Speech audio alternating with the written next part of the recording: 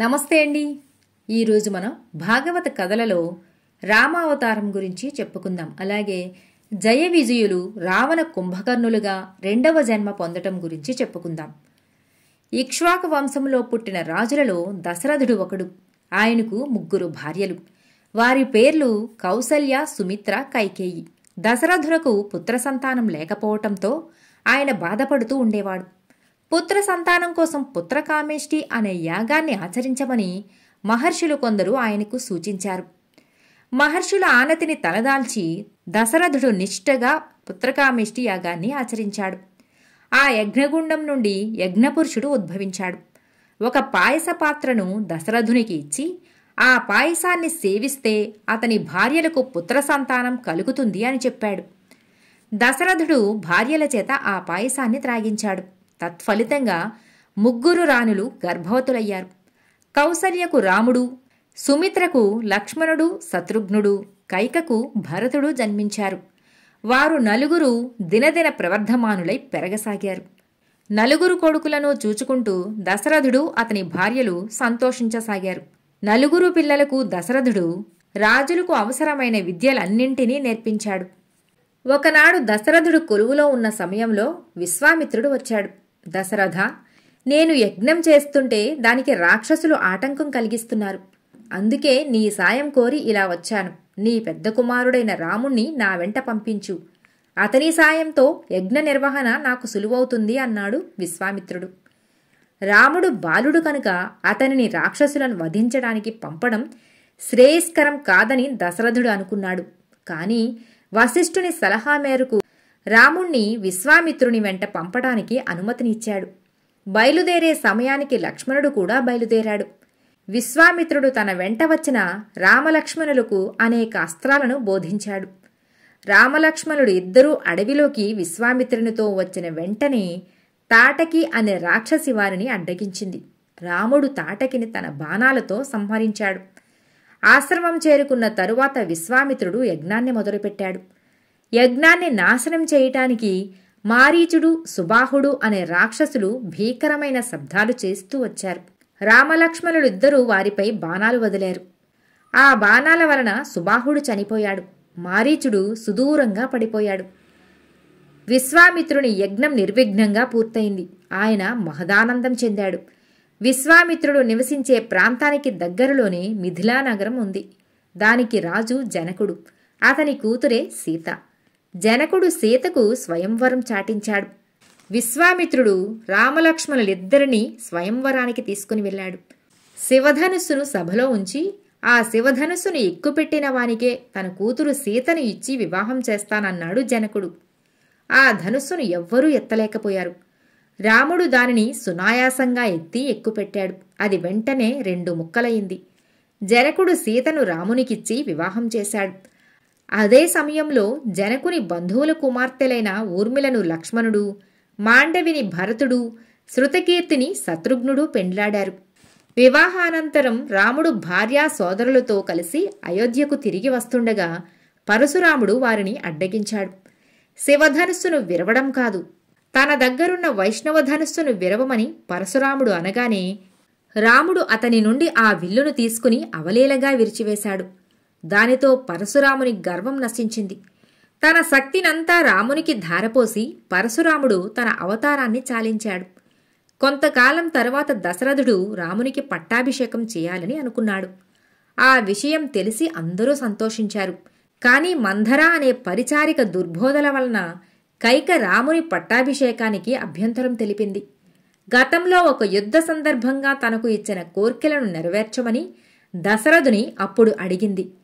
అవేంటో చెప్పమని ఆయన అడిగితే రాముణ్ణి 14 సంవత్సరాలు అరణ్యవాసానికి పంపడమని, భరతునికి పట్టాభిషేకం చేయటం అని చెప్పింది. ఆ కోరికలు విని దశరథుడు మూర్ఛపోయాడు.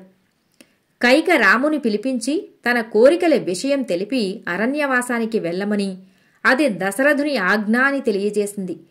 పితృవాక్య పరిపాలకుడైన రాముడు అడవికి బయలుదేరాడు. సీతా, లక్ష్మణుడు కూడా రాముని వెంట అరణ్యవాసానికి సిద్ధపడ్డారు. 3 నారచీరలు ధరించి బయలుదేరారు. సుమంతుడు అనే మంత్రి వారిని గంగానది వరకు తీసుకుని వెళ్ళాడు.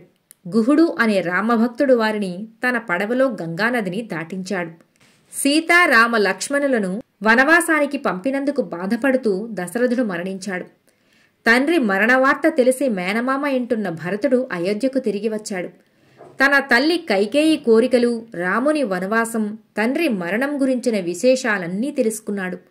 తల్లి మందిరానికి వెళ్లి ఆమెను నిందించాడు. తండ్రికి అంత్యక్రియలు నిర్వహించి భరతుడు రాముని కోసం అడవికి వెళ్లాడు. చిత్రకూటంలో ఉన్న రాముణ్ణి కలిసి అయోధ్యకు తిరిగి రమ్మని కోరాడు. రాముడు తండ్రి మరణ విషయం విని ఎంతో విచారించాడు. తండ్రి ఇచ్చిన వరానికి భంగం కలిగించనని, రాజ్యానికి తిరిగి రానని చెప్పాడు. భరతుడు రాముని పాదుకలను తీసుకుని వచ్చి వాటిని సింహాసనంపై ఉంచి రామునికి రాజప్రతినిధిగా రాజ్యాన్ని పాలించసాగాడు. రాముడు దండకారణ్యానికి వెళ్లాడు. అక్కడ మునులను దర్శించి వారి ఆశీర్వాదంతో పంచవటీ క్షేత్రంలో నివాసాన్ని ఏర్పరచుకుని అక్కడ జీవించసాగాడు. అడవిలో మునులను బాధించే ఎందరో రాక్షసులను రాముడు మట్టుపెట్టాడు.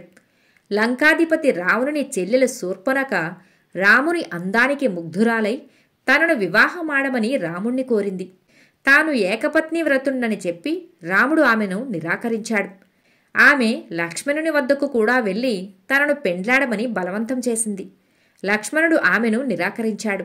ముక్కు చెవులు కోసి పంపించాడు.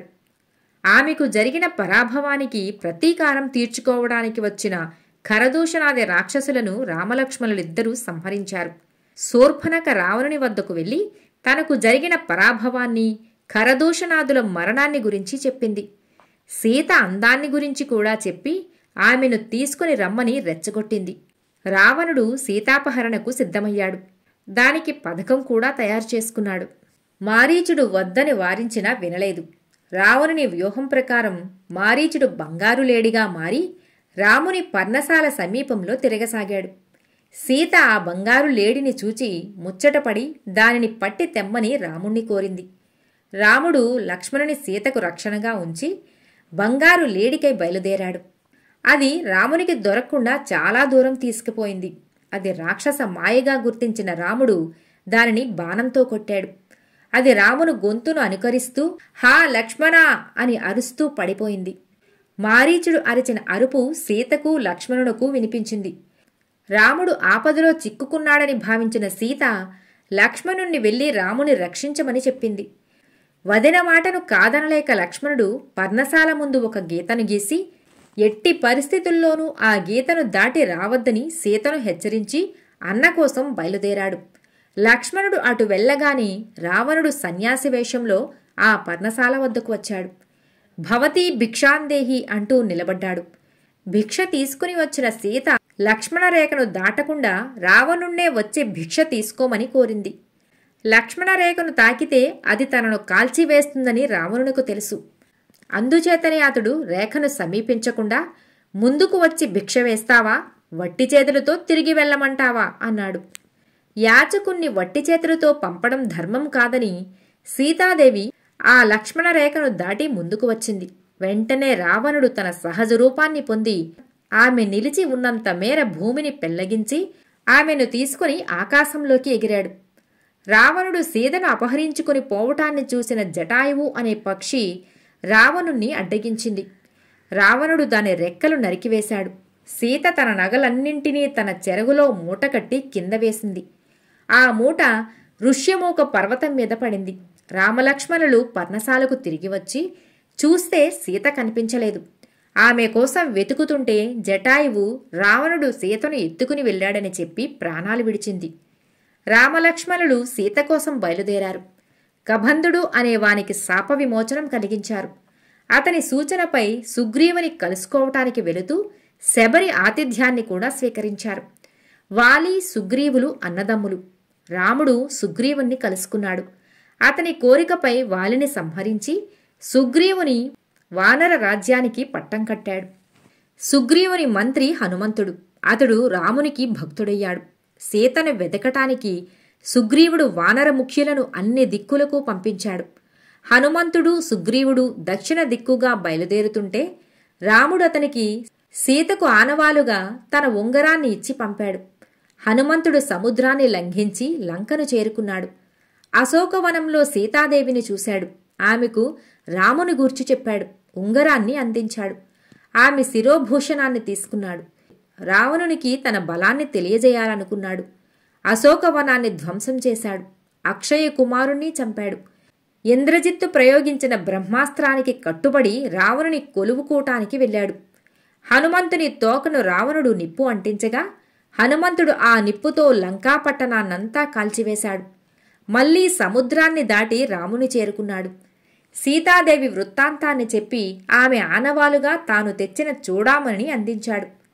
రాముడు హనుమంతుణ్ణి కౌగిలించుకొని తన అభిమానాన్ని వెల్లడించాడు. సుగ్రీవుడు లంకపై దండయాత్రకు యుద్ధ సన్నాహాలు పూర్తి చేశాడు. సైన్యమంతా సముద్రతీరం చేరుకున్నది. సముద్రానికి వారధి నిర్మించారు వానరులు. రావణుడు కూడా యుద్ధ సన్నాహాలు ప్రారంభించాడు. రావణుని తమ్ముడు విభీషణుడు రావణునితో విభేదించి రాముని పంచ చేరాడు. రాముడు అతనికి ఆశ్రయమిచ్చాడు. యుద్ధం ప్రారంభమైంది. వానర వీరులు ఎందరో రాక్షసులను మట్టుబెట్టారు. ఇంద్రజిత్తు ప్రయోగించిన అస్త్రంతో లక్ష్మణుడు మూర్ఛపోగా హనుమంతుడు సంజీవ పర్వతాన్ని పెకలించి తెచ్చి లక్ష్మణుణ్ణి బ్రతికించాడు. మరునాడు జరిగిన యుద్ధంలో లక్ష్మణుడు ఇంద్రజిత్తును సంహరించాడు. రావణుని సైన్యంలో ముఖ్యులైన ధూమ్రాక్షుడు, అకంపనుడు, ప్రహస్తుడు మొదలైన వారిని వానరులు మట్టుపెట్టారు. రావణుని తమ్ముడు కుంభకర్ణుడు 6 నెలలు నిద్రపోతూ ఉంటాడు. రావణుడు కుంభకర్ణుణ్ణి నిద్ర నుండి లేపి యుద్ధరంగానికి పంపాడు. 1000 ఏనుగుల బలం కలిగిన కుంభకర్ణుని మీద రాముడు బ్రహ్మాస్త్రం ప్రయోగించాడు. ఆ అస్త్ర ప్రభావంతో కుంభకర్ణుడు నేలరాలాడు. ఈసారి రావణుడే స్వయంగా యుద్ధానికి వచ్చి రామునితో తలపడ్డాడు. ఇద్దరి మధ్య యుద్ధం భయంకరంగా జరిగింది. రాముడు ప్రయోగించిన బాణాలకు రావణుని తలలు తెగిపోతున్నాయి. కాని అవి తిరిగి యథాస్థానాల్లోకి వస్తున్నాయి. అప్పుడు విభీషణుడు రావణుని నాభి వద్ద అమృత కలశం ఉంది, దాన్ని ఛేదిస్తేనే అతడు మరణిస్తాడు అని రావణవధకు మార్గం తెలిపాడు. రాముడు బ్రహ్మాస్త్రాన్ని రావణుని నాభిపై ప్రయోగించాడు. దానితో రావణుడు నేలకూలాడు. రావణుడు చనిపోయినందుకు దేవతలంతా సంతోషించారు. విభీషణుడు రావణునికి అంత్యక్రియలు నిర్వహించాడు. సీతాదేవిని అశోకవనం నుంచి విభీషణుని భార్య తీసుకుని వచ్చింది. రాముడు సీతను అగ్నిప్రవేశం చేయించి ఆమె పరాయి రాజు దగ్గర ఉన్న పవిత్రురాలుగానే ఉందని లోకానికి నిరూపించి స్వీకరించాడు. విభీషణుడు పుష్పక విమానాన్ని సిద్ధం చేయగా సీతారామలక్ష్మణులు వానర ప్రముఖులతో అయోధ్యానగరాన్ని చేరుకున్నారు.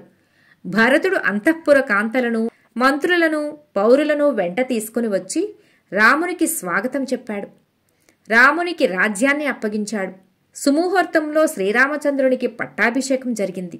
శ్రీరాముడు తనకు సాయం చేసిన వారినందరినీ సత్కరించాడు. రాముని పాలన ధర్మబద్ధంగా సాగింది. ప్రజలందరూ సుఖశాంతులతో జీవించారు. రాముడు ప్రజలందరినీ కన్నబిడ్డల్లాగా, కంటికి రెప్పలాగా కాపాడుతూ మంచి పేరు తెచ్చుకున్నాడు. ఆదర్శ ప్రభువుగా, పురుషోత్తమునిగా, ధర్మపాలకునిగా, ఏకపత్నీవ్రతునిగా, పితృవాక్య పరిపాలకునిగా కీర్తి పొందాడు. రావణ కుంభకర్ణులుగా జన్మించిన జయ విజయులు 2వ జన్మలో కూడా విష్ణుమూర్తి అవతారమైన రామునికి శత్రువులుగా జరించి అతని చేతిలోనే మరణించారు. ఇది జయ విజయుల 2వ జన్మ కథ.